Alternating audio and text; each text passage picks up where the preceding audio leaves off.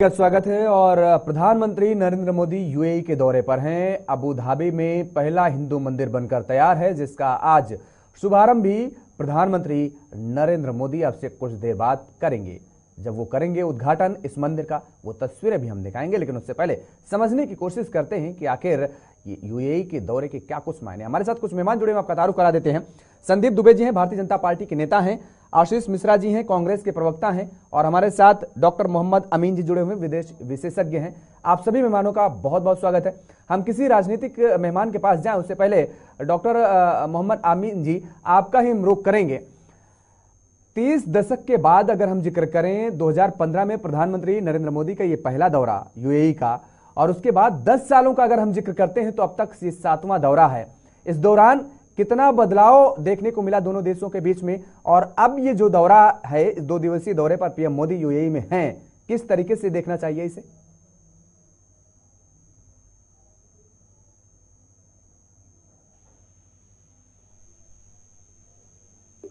या कभी हम चाइना की तरफ देखते थे या रशिया और अमेरिका की तरफ से, लेकिन अब हमने चारों तरफ सोचती समझी नीति के तहत चारों तरफ से हाथ फैलाया और चारों तरफ अपनी ताकत को दिखाया। इसमें मोदी जी का बहुत बड़ा श्रेय इस वक्त गवर्नमेंट को, इन्होंने ये सोचते हुए कि हमें पूरी दुनिया में एक लीडर बनना है और विश्व गुरु बनना है, उस लाइन पे उन्होंने सोचा। और उसके लिए उन्होंने अपने विदेश मंत्री श्री पी जयशंकर साहब को भी लगाया और वो उन्होंने दौरे किए और एक जमीन बनाई। और जमीन बनाने के साथ में और हर देशों के साथ 1 to 1 दो अच्छी वार्ता करके अपने देश के पक्ष को रखा, अपनी कमियों को रखा और उनकी कमियों को रख के दूर करने के बाद एक मजबूत मैदान बनाया, जिसका कि आज आपको उदाहरण दिख रहा है। इसमें शुरू किया गया, अब की जो गए हमारे मोदी साहब तो कह रहे थे कि हम 2015 में हमने बात कही तो उसको उन्होंने कहा जहां आप लकीर खींच देंगे वहां आपको मैं जमीन दे दूंगा। देखिए, हमारे देश में अभी तक मंदिर मस्जिद का झगड़ा होता आया और मोदी जी को इस बात के लिए कहा गया कि साहब वहां उन्होंने अहमदाबाद में झगड़े करवाए उनके चीफ मिनिस्टर के टाइम में, और उनको लोगों ने बदनाम किया, जिसकी वजह से अमेरिका ने ही वीजा नहीं दिया था। इस बात को ध्यान में रखते। लेकिन आज देखिए, यही अरब देश हैं जो मुस्लिम बाहुल्य क्षेत्र है और मुसलमान उनको मानते हैं। गल्फ कंट्रीज में आज उनका दबदबा है। आप देखिए, एलन मोदी यानी वेलकम मोदी के बोर्ड लगे हुए थे और उन्होंने वहां पर जाके गल्फ कंट्री के अंदर पहली बार एक आजादी के बाद पहली बार 70 देश को हो गए आजाद हुए हमारे देश को। उसके बाद उन्होंने जाके वहां पर मंदिर का उद्घाटन किया है। वापस मंदिर का जो बनाया गया उसमें देखिए कितना बड़ा रोल है हमारे प्राइम मिनिस्टर का। उसी के साथ साथ उन्होंने देश में भी दिखला दिया कि जो 400-450 साल पुराना मुद्दा था उसको भी हल किया गया, चाहे वो किसी तरह से किया होगा, कोर्ट ने किया, नो डाउट वेलकम है। लेकिन उसमें बहुत बड़ा योगदान हमारे देश के प्रधानमंत्री और सरकार को जाता है, जिन्होंने इस बात को झगड़े को खत्म किया। और वहाँ एक सर बिल्कुल हम ये कह सकते हैं कि क्योंकि जब प्रधानमंत्री की कुर्सी पर नहीं बैठे हुए थे नरेंद्र मोदी और जब बैठने की चर्चाएं चल रही थी, तो जो एक सिनेरियो क्रिएट किया जा रहा था, जो चर्चाएं चल रही थी सियासी गलियारों में कि अगर प्रधानमंत्री की पद पर विराजमान होते हैं नरेंद्र मोदी, क्योंकि हिंदुत्ववादी की जो छवि थी नरेंद्र मोदी को लेकर के, वो ये संदेह उत्पन्न करती थी कि कहीं ना कहीं जो अरब देश या मुस्लिम कंट्री हैं उनसे जो भारत के रिश्ते हैं वो खटास पैदा कर सकते हैं। लेकिन हुआ बिल्कुल विपरीत, और नजर आ रहा है कि संबंध जो है और प्रगाढ़ होते नजर आ रहे हैं और एक सद्भावना की जो मिसाल है वो कायम होती नजर आ रही है। ये हमारे देश के प्राइम मिनिस्टर की शख्सियत है, जिन्होंने की सऊदी अरब में जाके झंडे गाड़ दिए। बहुत बड़ी बात है विश्व में।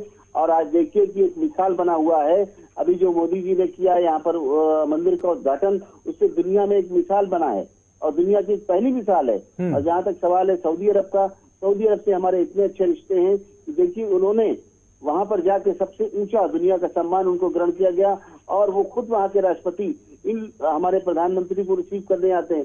ये प्रोटोकॉल के अगेंस्ट है, लेकिन प्रोटोकॉल तोड़ के और आके रिसीव करना ये दर्शाता है कि उनकी कितनी प्रगाढ़ संबंध है उनके, उन पे कितना बिलीव है। और आज लोगों को दिखा दिया गया जो ताकत थी ये हिंदुस्तान के अंदर जो तोड़ने की ताकत करते थे, उनको दिखा दिया गया कि वो अगर हिंदुस्तान में हिंदुओं के बीच में पॉपुलर है तो विदेशों में मुसलमानों के बीच में पॉपुलर है। आज आप देख लीजिए, सऊदी अरब जिसको पूरी दुनिया मानती है, सारा मुसलमान मानता है, हमारा ईमान है वहां पर और हम लोग उसको मानते हैं, हमारे प्रॉफिट वहां पर हैं। वहाँ के जो बादशाह हैं वो उनको स्वागत कर रहे हैं। अभी ईरानी जी, स्मृति ईरानी जी माइनॉरिटी मिनिस्टर गई थी, वो मदीने तक चली गई क्योंकि वहाँ कोई जा नहीं सकता। मैं वहाँ पोस्टेड रहा हूँ विदेश मंत्रालय की तरफ से, तो मैंने देखा है वहाँ पे कितनी सख्ती होती थी, लेकिन आज कितना लिबरल हो गए हैं वो लोग कि देखिए आज मंदिर बनने के दे दिया। और सबसे बड़ी बात यह है कि जो इनकी 7वीं यात्रा है उसमें कितने प्रगाढ़ संबंध हुए हैं। अभी G20 देशों का सवाल था, अभी लोगों ने कहा G20 में जब यहाँ पर बात हुई है तो सबसे पहले इस देश में पहले दिन ही सारे पॉइंट्स पर साइन हो गए, सारे देशों ने सहमति प्रकट की। उसका नतीजा क्या हुआ, इन्होंने G20 से उठा के G21 कर दिया, यानी 57 जो अफ्रीकी देश थे उनको भी इसमें शामिल कर दिया, उसको भी शामिल कर लिया और G21 हो गया। ये भी एक बड़ी उपलब्धि है और भारत की ताकत को कहीं ना कहीं दर्शाता है। ठीक बात आप कह रहे हैं मोहम्मद अमीन जी। संदीप दुबे जी आपके पास आए, लेकिन आशीष मिश्रा जी से जावेद अंसारी जी हमारे साथ जुड़े हुए, माफ कीजिएगा मुझे नाम गलत दिया गया है। जावेद अंसारी जी आपका भी बहुत स्वागत है JK 24/7 न्यूज पर। अंसारी साहब, भारत से लेकर अब मुस्लिम कंट्री में भी जय श्री राम का उद्घोष होता नजर आ रहा है, हर तरफ राधे राधे बम बम नारायण नारायण चल रहा है। तो सवाल क्या है योगेश भाई, सवाल क्या है? जावेद अंसारी, सवाल यही है कि जो दिक्कत आपको तकलीफ हो रही थी भारत में, राम मंदिर को लेकर के तमाम तरीके के सवाल खड़े कर रहे थे, जो सवाल आप ये खड़े कर रहे थे हिंदुत्ववादी चेहरे को लेकर के, जो चीज मैंने अमीन जी से पूछी कि आप लोगों का पहले यही कहना था कि कहीं ना कहीं जो मुस्लिम कंट्री देश है उनसे कहीं ना कहीं हमारे जो संबंध हैं उनमें खटास पैदा होगी, लेकिन अब तो होता विपरीत नजर आ रहा है ना। आप देखिए, व्यापार के क्षेत्र में देखिए, कूटनीतिक के क्षेत्र में देखिए, सारे क्षेत्रों में आगे बढ़ता नजर आ रहा भारत। मुझे तो नजर नहीं आ रहा। आज पुलवामा की वजह है, जब पुलवामा हमला हुआ था तब मोदी जी यहाँ वीडियो शूटिंग कर रहे थे और आज किसान दिल्ली की सड़कों आने के लिए तैयार है, तो किले गाद किए, तो आज वो अबू धाबी में बैठे हैं।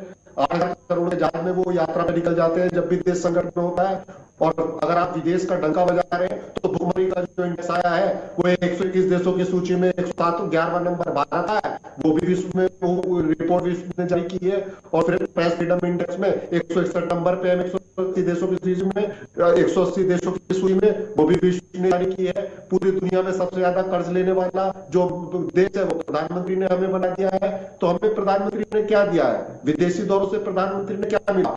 डॉलर अगर ये 40 कर देते तो मैं मान लेता विदेशों से कुछ करके आ रहे हैं, कुछ आयात हो रहा। हाँ, चीन से 1 लाख करोड़ का आयात जरूर हुआ है 2022 में, और ये बढ़ता जा रहा है आयात चाइना से, और चाइना भारत में घुसता जा रहा है। इस बार तो मिजोरम में म्यांमार की सेना घुस गई थी और मणिपुर तो जल ही रहा है। मैं आपके चैनल पर 1000 बार बोल चुका हूं। जावेद अंसारी जी, उसका भी ऑप्शन कहीं ना कहीं तलाशा ही जा रहा है। हम यही तो कह रहे हैं ना, यही तो ये जो रणनीति है, यही अरब देशों के साथ जो भारत के संबंध मजबूत होते नजर आ रहे हैं। चीन जो दूसरा सबसे बड़ा व्यापार हमारे साथ करता है, आयात का आपने जिक्र किया, उसमें जो कमी दिखती है उसी के लिए तो भारत कहीं ना कहीं एक दूसरा रास्ता तलाश रहा है। और अरब देशों से जो हमारे संबंध मजबूत होते नजर आ रहे हैं उसको हम इस नजरिए से भी देख सकते हैं। आज नहीं कल ये हम कह सकते हैं कि ऑप्शन तलाशते नजर आ रहे हैं ना। नहीं, ये जो संबंध है ये भारत के प्रधानमंत्री के हैं, मोदी जी के नहीं है। ये भारत के संबंध है, तो मोदी जी कहां से आ गए?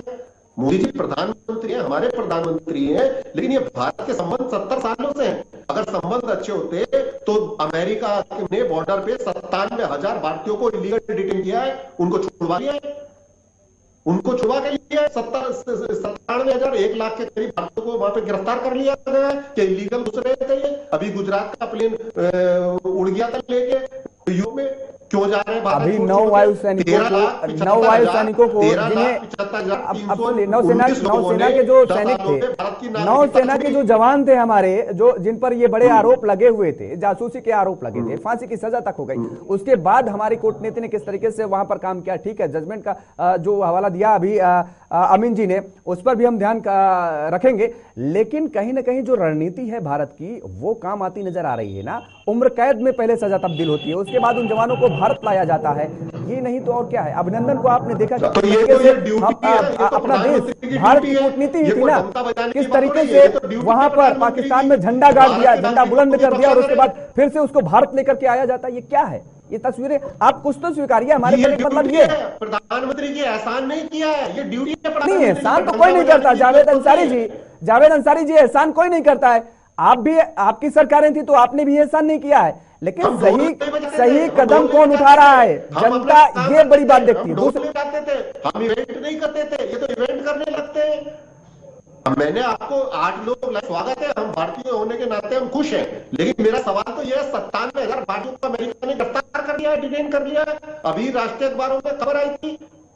चलिए ठीक है, संदीप दुबे जी से ले लेते हैं जवाब, संदीप दुबे जी से ले लेते हैं। क्या रहे हैं मोदी जी, ये तो सब देके ही आ रहे हैं ना, हर जगह चीजें बांटते फिर रहे हैं, अपना देश में क्या लेकर है, क्या रोजगार की बात हुई? आप कह रहे हैं लेकर के क्या आ रहे हैं? आप कश्मीर में देखिए, कश्मीर में लोग निवेश करने के लिए तैयार हो रहे हैं, कश्मीर मुद्दे पर बोलने के लिए जो नहीं तैयार होता था, इजराइल में मजदूरी करने भेजा जा रहा है। अंसारी साहब, कश्मीर के मुद्दे पर जो बोलने के लिए तैयार नहीं होता था, आज वही उसी कश्मीर में लोग निवेश करने के लिए तैयार हो रहे हैं। जम्मू में लोग निवेश करने के लिए आ रहे हैं, आप कहां पर जा रहे हैं, कहां क्या बात करेंगे कि लेकर के नहीं आ रहे हैं? कहां निवेश हो रहा है, कहां निवेश हो रहा है? चलिए संदीप दुबे जी, अगर निवेश होता तो इजराइल ये मजदूरों को, भारत के मजदूरों में मजदूरी भी नहीं है भारत में, तो इजराइल बमबारी में ही ये लोग, ठीक है भाजपा के लोग। संदीप दुबे जी, भाई ये इवेंट जो किया जा रहा है, पहले की सरकारें भी ये काम करती थी। जावेद अंसारी जी कह रहे हैं भारत के प्रधानमंत्री हैं वो, नरेंद्र मोदी कोई एहसान नहीं कर रहे हैं। दूसरी बात, पहले भी ऐसे काम होते थे लेकिन इवेंट ऑर्गेनाइज नहीं किए जाते थे, इतना प्रचार प्रसार नहीं किया जाता था। अब ये प्रचार प्रसार किया जाता है और ये जो पूरा श्रेय लेने की होड़ लगी रहती है, खासतौर पर भारतीय जनता पार्टी का, अगर हम उनके शब्दों को समझें तो नरेंद्र मोदी के सिर माथों पर यो होड़ जो है वो जो सेहरा है बांधने की कोशिश की जाती है और दर्शाया जाता, दिखाया जाता है।